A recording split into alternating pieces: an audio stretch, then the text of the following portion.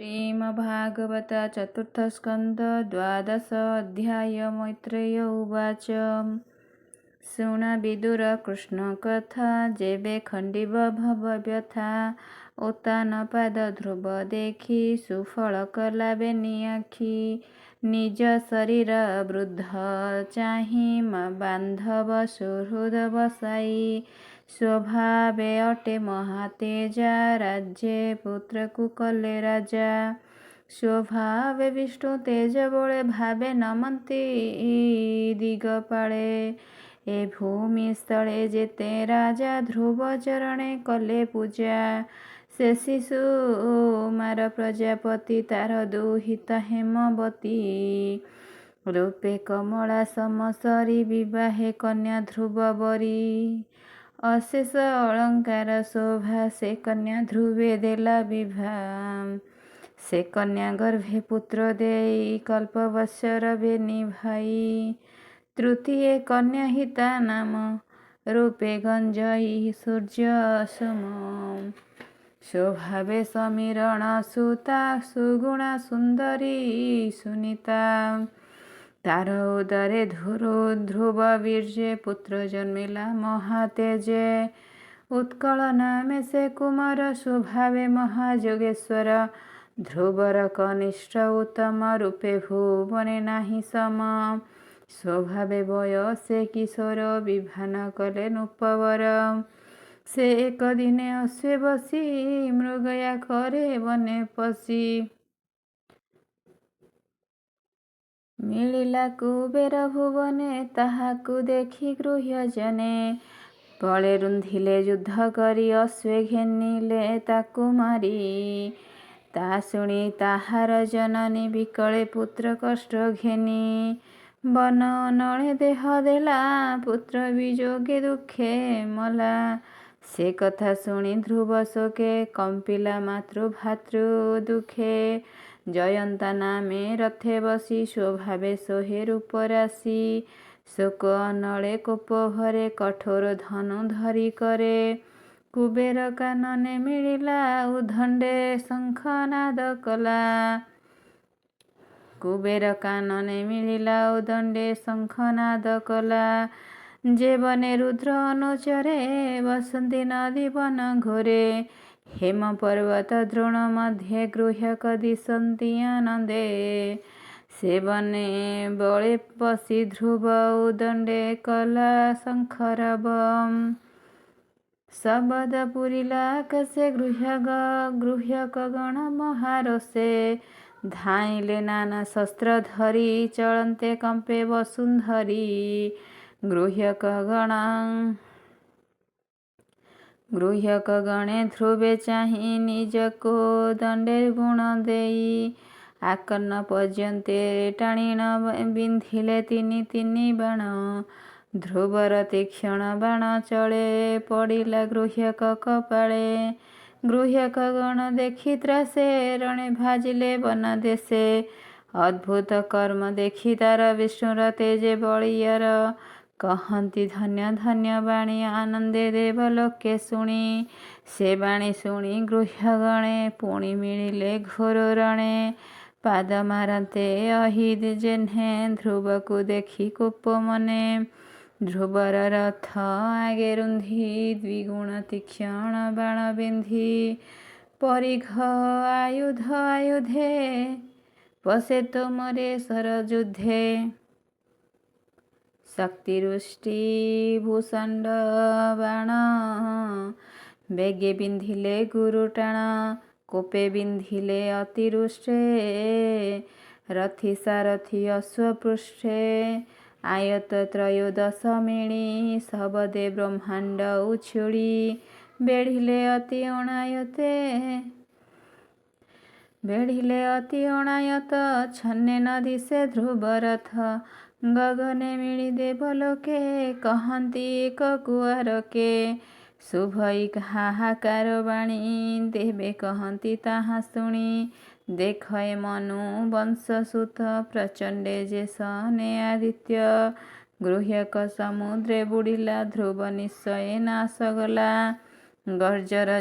ଜାତୁ ଧାନ ଗଣେ ଧ୍ରୁବ ଜେତା ଶୁଣି ଶ୍ରବଣେ ସାରଥି ଚାହିଁ ପୁଣ୍ୟ ଦେହା ବୋଇଲା ଅର୍ଦ୍ଧେ ରଥ ବାହା। ଶୁଣି ସାରଥି ଅତି ବେଗେ ରଥ ବାହିଲା ଶୂନ୍ୟ ମାର୍ଗେ ଅନ୍ଧାର ନାସି ସୂର୍ଯ୍ୟ ଯେହ୍ନେ ତେମନ୍ତେ ଦିଶଇ ଗଗନେ ଗଗନେ ରହି ମନୁସୂତେ ବାଣ ବରସେ ଅପ୍ରମିତେ ଗୃହ୍ୟକ ବାଣ ବୃଷ୍ଟି ନାଶେ ନିହାର ଯେହ୍ନେ ଚଣ୍ଡ ତ୍ରାସେ ପବନ ଯୋଗେ ମେଘ ଯେହ୍ନେ ନିର୍ଜନେ ଉଡ଼ନ୍ତି ଗଗନେ ଗୃହ୍ୟକ ଗଣ ନାଶ କରି ପୁଣି ବିନ୍ଧିଲେ ରୋଷ ଭରି ଧ୍ରୁବ ନାରାଜ ତୀକ୍ଷଣ ମୁନେ ପଡ଼ିଲେ ଗୃହ୍ୟକର ସୈନ୍ୟେ ଗୃହ୍ୟକ ଦେହେ ବାଣ ପଡ଼ି ଶୁଭେ କି ମେଘ ଘଡ଼ଘଡ଼ି ସର୍ବେ ପଡ଼ିଲେ ଭୂମି ଗତେ ପର୍ବ ଯେହ୍ନେ ବଜ୍ରଘାତେ ଶିରେ ଭେଦିଲା ଭଲ ଶସ୍ତ୍ର ବାଣ ବିନ୍ଧନ୍ତି ନିଜ ଗାତ୍ର ମୁଣ୍ଡେ ପଡ଼ିଲେ ଭୂମିସ୍ଥଳ ବିରାଜେ କିରୀଟ କୁଣ୍ଡଳ ହୃଦେ ବିରାଜେ ହେମହାର ବିରାଜେ ମୁଷ୍ଟିକ କେୟୁର ଶସ୍ତ୍ର ସମୂହେ ସଜ୍ଜା କରି ବେଗେ ଶୋଇଲେ ପ୍ରାଣହାରି ଯେବେ ବଞ୍ଚିଣ ଗଲେ ରଣେ ଭୟେ ଲୁଚିଲେ ଘୋର ବନେ ସିଂହର ତ୍ରାସେ ଯେହ୍ନେ ମୃଗେ ଭୟେ ପଳାନ୍ତି ଦଶ ଦିଗେ ଧ୍ରୁବ ଯେ ଦଶ ଦିଗ ଚାହିଁ ଦେଖଇ ରଣେ କେହି ନାହିଁ କହେ ସାରଥି ମୁଖ ଚାହିଁ ଏ ପୁରେ ପଶରଥ ବାହି ଦହନ କରି ବିୟନଳେ ଯେ ବାଗ ଅଛନ୍ତି ଗୃହ୍ୟ ବଳେ ଶବ ମାରିବି ଭାତୃଛଳେ ତୁ ଏବେ ରଥ ବାହା ବଳେ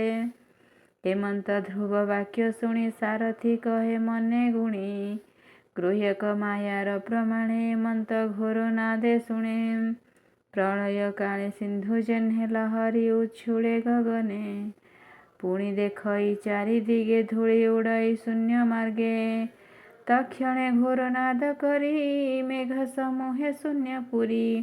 ବିଜୁଳି ପ୍ରାୟ ବନ ଦିଶେ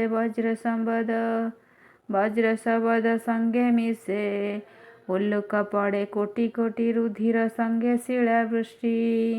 ମୂତ୍ର ପରିସରେ ତୁଲେ ଦୁର୍ଗନ୍ଧେ ଧରଣୀ ପୁରିଲେ କବନ୍ଧ ପଡ଼ିଲେ ଆକାଶୁ ଦିଶେ କବନ୍ଧ ପଡ଼ିଲେ ଆକାଶୁ ଦିଗେ ପୁରିଲେ ଘୋର ପାଶୁ ନିର୍ଘାତ ଗଗନ ପଡ଼ନ୍ତି ଗଧା ପରିଘ ପନ୍ତି ପନ୍ତି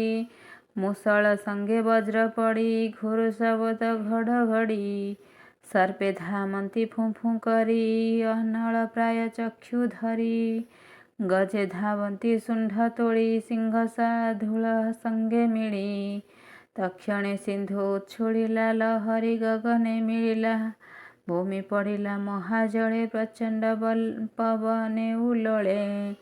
କଳ୍ପାନ୍ତେ ଘୋର ନାଦ ଯେହ୍ନେ ଶବଦ ପୁରିଲା ଗଗନେ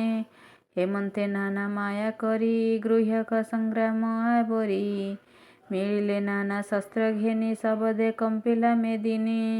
ଧ୍ରୁବ ଉପରେ ମାୟା କରି ଗୃହ୍ୟକ ସର୍ଜିଲେ ଆବରି ଗୃହ୍ୟକ ମାୟା ଦେଖି ବେଗେ ମୁନି ମିଳିଲେ ଧ୍ରୁବ ଆଗେ କଲ୍ୟାଣ